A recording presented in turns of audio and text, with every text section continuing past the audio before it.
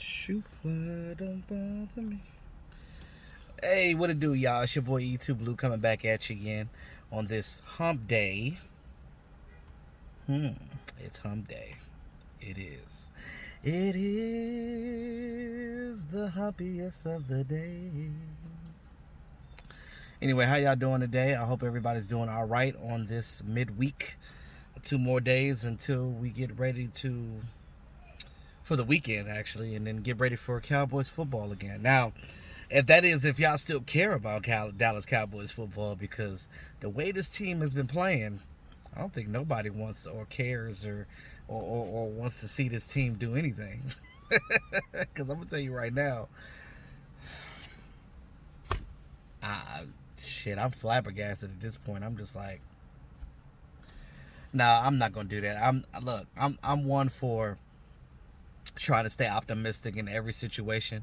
I'm always trying to make sure that, you guys, the fan base, don't go totally off the rails and look, I get everybody's upset. Trust me, I get it. I completely understand. But it's just one of those things where, you gotta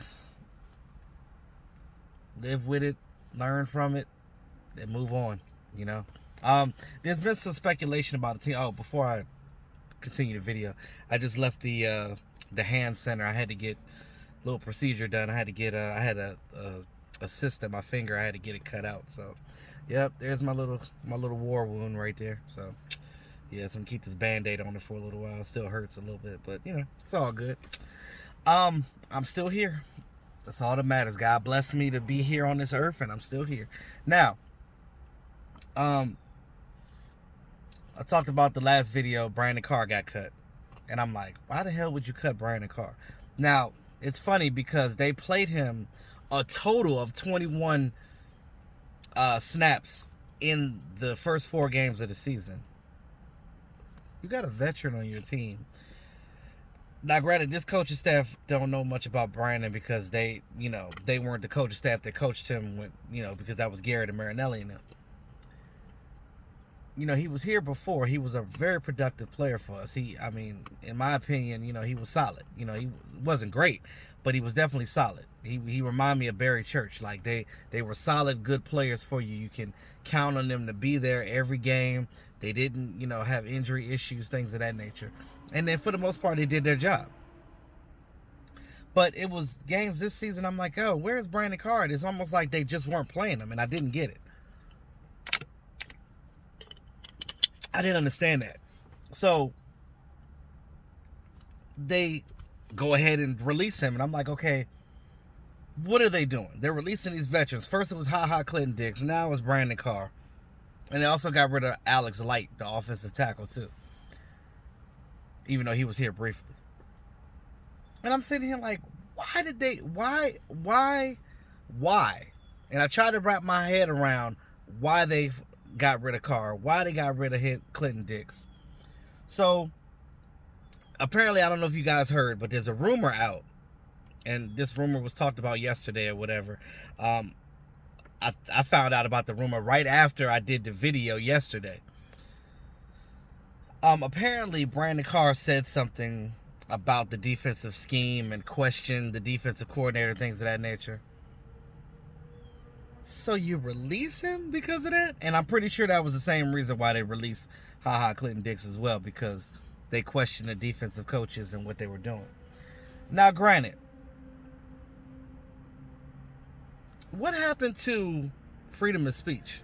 What happened to being able to, as a player, express how you feel and not being taken as a complete negative? Like, why wasn't there a conversation privately without the media around? Because, again, we know this team loves drama, right?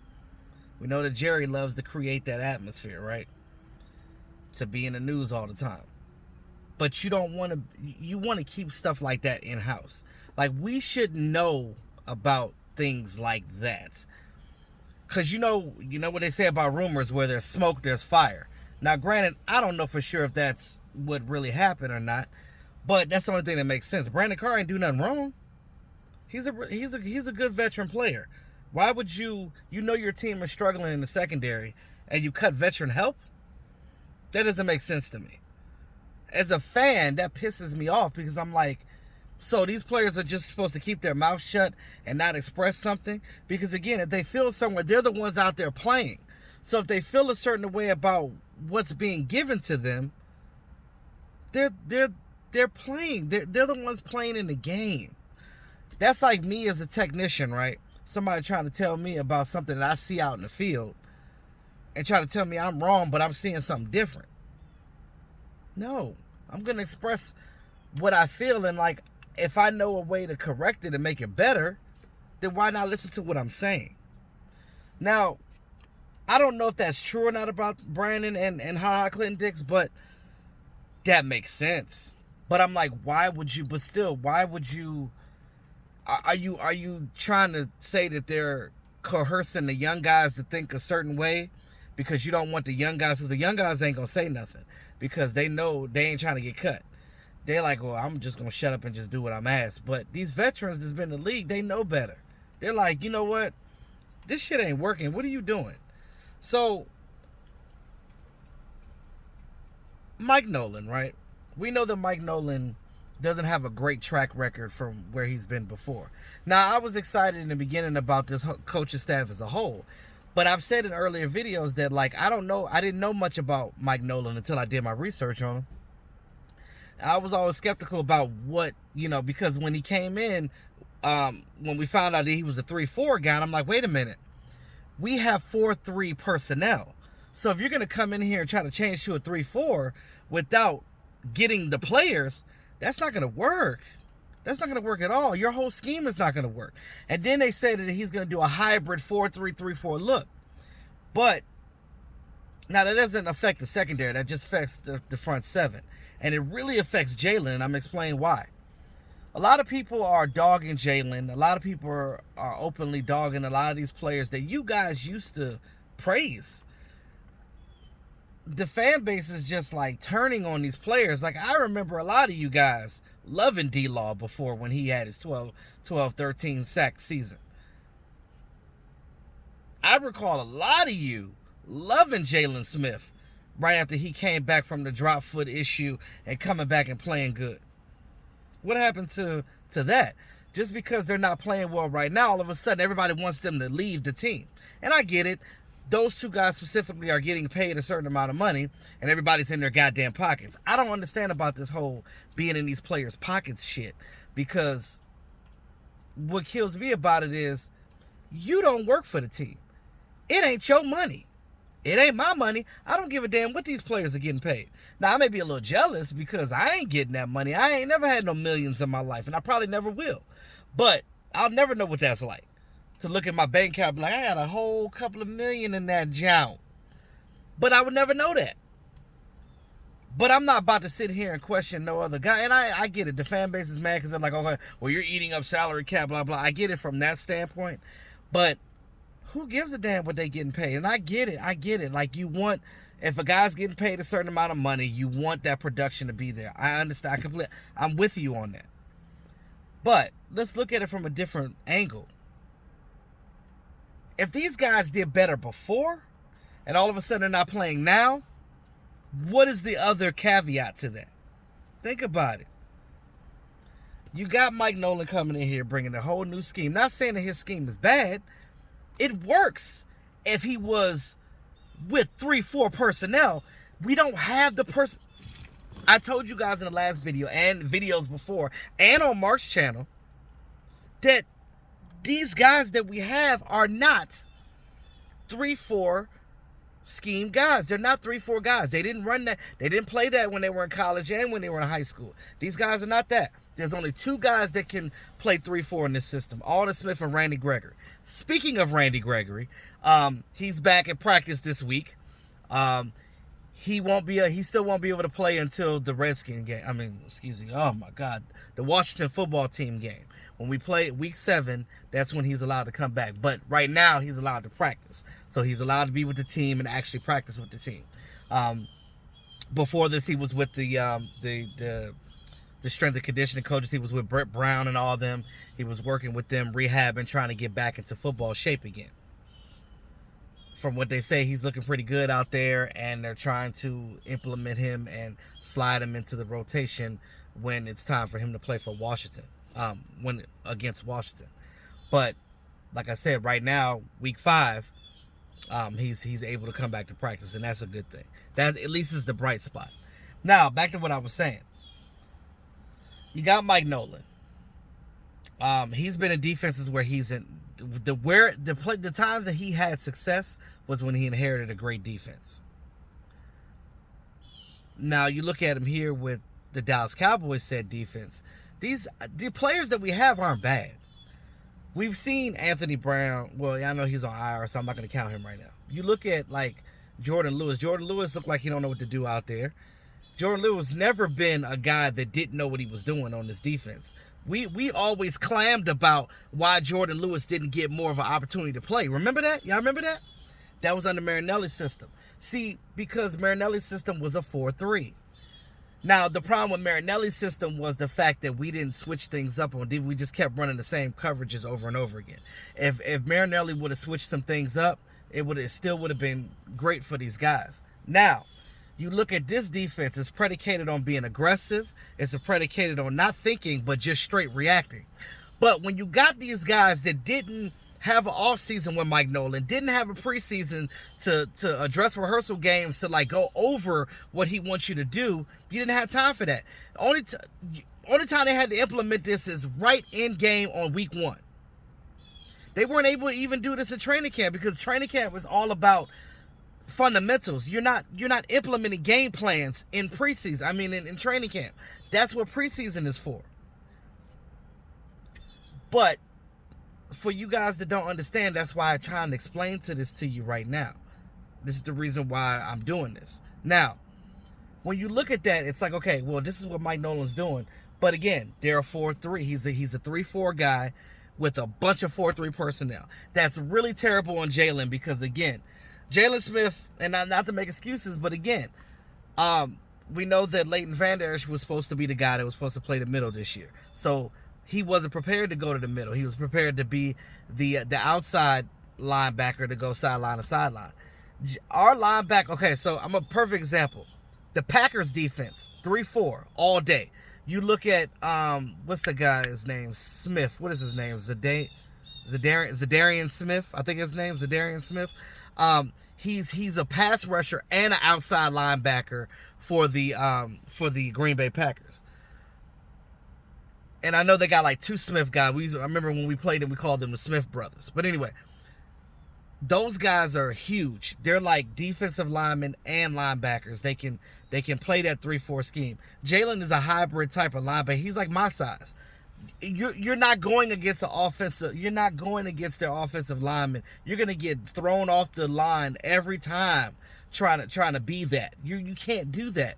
And so the way that Nolan is doing that, if you're doing 3-4 coverages and then Jalen Smith is ultimately that outside linebacker, they're normally rush type guys. So you're not about to head him up and try to block against no offensive lineman. That's not what he does. He's a sideline to sideline hybrid type of linebacker, which is, the type of linebacker that I was good at being. Like, I would be a 4-3 guy. I wouldn't be a 3-4 type of linebacker. I'm not heading up against no offensive lineman. I'm going to get washed out the damn play every time.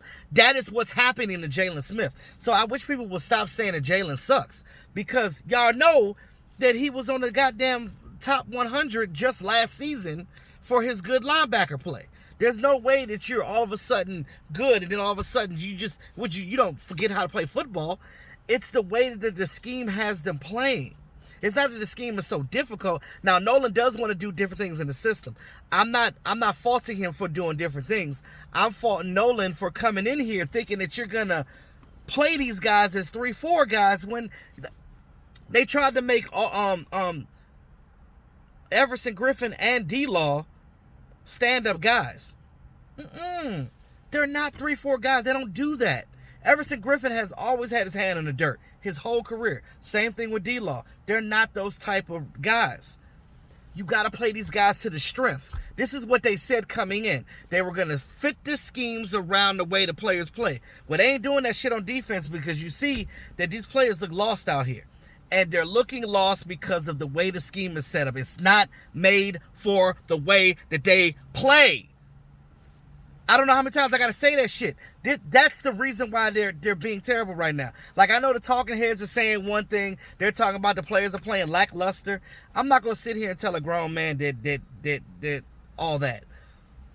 These guys out here doing what they can every game. I just think if they look lackluster, it's probably because they're upset with Mike Nolan and they don't like what Mike Nolan is asking them to do. I think that's what it is. I think that's exactly what it is. Because that's the only thing that makes sense. Because these guys on this defense don't suck. We don't have saps on our defense. You're talking about Everson Griffin, 8 sacks last year for the Vikings. You're talking about DeMarcus Lawrence had over 10 sacks for the Cowboys in the past. And providing a lot of pressures. Even though D-Law don't have no sacks this year, he does have 11 pressures, and that does count for something. Aldon Smith has 4 sacks, but understand that Aldon Smith is a 3-4 guy. So this scheme is actually predicated more for his strengths than anybody on this defense. Tyrone Crawford, everybody like, well, what is he doing? Well, his position is to be versatile and to be that guy to provide pressure for the other guys to eat as far as getting sacks. Now,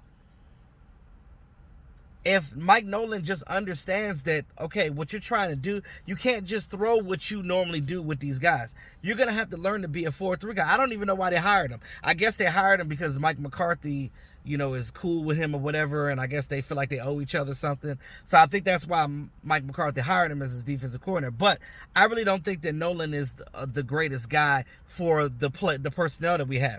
Now, Mike Nolan would probably have better success with the San Francisco 49ers or the Raiders because they run 3-4. We don't run, or the Packers, because we don't run 3-4. We're a 4-3 defense, and that's how it's supposed to be. So, I'm sorry, I'm off my footstool. Now, to what I was trying to get into real quick, I'm going to be talking more about the Giants, but this week, if you can't beat the Giants this week, then there's really nothing else to talk about no more this season, because you're not going to beat any more teams. Because if you can't beat this Giants team, and I'm looking at this Giants team and looking at how weak they are right now, Dak Prescott he gonna get 600 yards this game, and he probably gonna have a bunch of touchdowns. These guys are gonna eat because there's nobody on that defense over there in their secondary that can stop none of these linemen. I'm looking at that now. I'm gonna be talking more about that, but that Giants game is probably gonna be the cure of all wounds that the Cowboys need to get back on track, because this game right here, Jason Garrett, we know that Jason Garrett and them, they don't make no adjustments. And we know how Jason Garrett plays, and that's going to play right into our hands. So, with that being said, y'all, that's all I got for right now. It's your boy E2 Blue. Y'all enjoy this nice day we got out here on this Wednesday. That is, if you're in the DMV area. Oh, shout out to Karen. I know you guys are dealing with that storm and stuff. Prayers up for everybody that's, in the path of the storm. Hopefully you guys can get out of that and just get it to higher ground and better areas. But if you can't, I'll be praying for you. This is your boy E2 Blue, always keeping real. Peace.